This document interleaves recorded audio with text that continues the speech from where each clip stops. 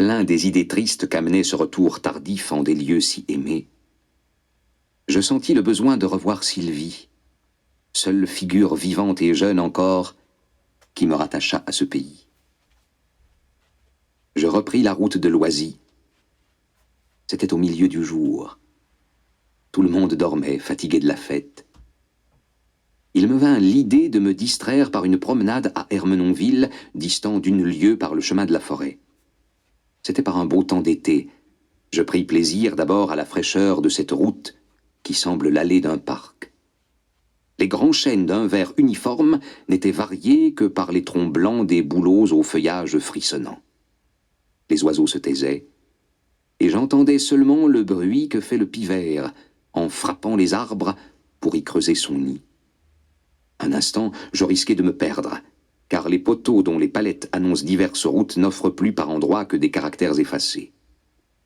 Enfin, laissant le désert à gauche, j'arrivai au rond-point de la danse où subsiste encore le banc des vieillards. Tous les souvenirs de l'antiquité philosophique, ressuscités par l'ancien possesseur du domaine, me revenaient en foule devant cette réalisation pittoresque de l'Anacharsis et de l'Émile. Lorsque je vis briller les eaux du lac, à travers les branches des saules et des coudriers, je reconnus tout à fait un lieu où mon oncle, dans ses promenades, m'avait conduit bien des fois. C'est le temple de la philosophie que son fondateur n'a pas eu le bonheur de terminer. Il a la forme du temple de la Sibylle Tiburtine, et debout encore, sous l'abri d'un bouquet de pins, il étale tous ces grands noms de la pensée qui commencent par Montaigne et Descartes, et qui s'arrêtent à Rousseau. Cet édifice inachevé n'est déjà plus qu'une ruine. Le lierre le festonne avec grâce, la ronce envahit les marches disjointes. Là, tout enfant, j'ai vu des fêtes où les jeunes filles vêtues de blanc venaient recevoir des prix d'études et de sagesse. Où sont les buissons de roses qui entouraient la colline? L'églantier et le framboisier en cachent les derniers plants qui retournent à l'état sauvage. Quant aux lauriers, les a-t-on coupés comme le dit la chanson des jeunes filles qui ne veulent plus aller au bois? Non. Ces arbustes de la douce Italie ont péri sous notre ciel brumeux. Heureusement, le Troène de Virgile fleurit encore comme pour appuyer la parole du maître inscrite au-dessus de la porte « Rerum cognoscere causas ». Oui.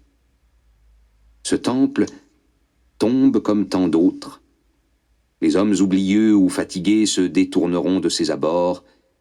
La nature indifférente reprendra le terrain que l'art lui disputait.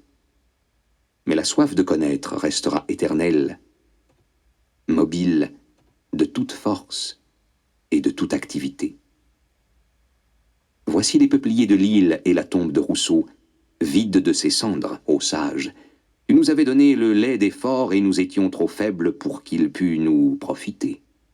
Nous avons oublié tes leçons que savaient nos pères, et nous avons perdu le sens de ta parole, dernier écho des sagesses antiques. Pourtant, ne désespérons pas, et comme tu fis à ton suprême instant, tournons nos yeux vers le soleil. J'ai revu le château, les eaux paisibles qui le bordent, la cascade qui gémit dans les roches et cette chaussée réunissant les deux parties du village, dont 4 colombiers marquent les angles, la pelouse qui s'étend au-delà comme une savane, dominée par des coteaux ombreux. La tour de Gabriel se reflète de loin sur les eaux d'un lac factice, étoilé de fleurs éphémères. L'écume bouillonne, l'insecte bruit. Il faut échapper à l'air perfide qui s'exhale en gagnant les grès poudreux du désert et les landes où la bruyère rose relève le vert des fougères. Que tout cela est solitaire et triste. Le regard enchanté de Sylvie, ses courses folles, ses cris joyeux, donnaient autrefois tant de charme au lieu que je viens de parcourir.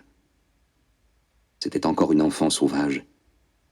Ses pieds étaient nus, sa peau hâlée, malgré son chapeau de paille, dont le large ruban flottait pêle-mêle avec ses tresses de cheveux noirs. Nous allions boire du lait à la ferme suisse et l'on me disait « Qu'elle est jolie, ton amoureuse petit Parisien !» Oh, ce n'est pas alors qu'un paysan aurait dansé avec elle.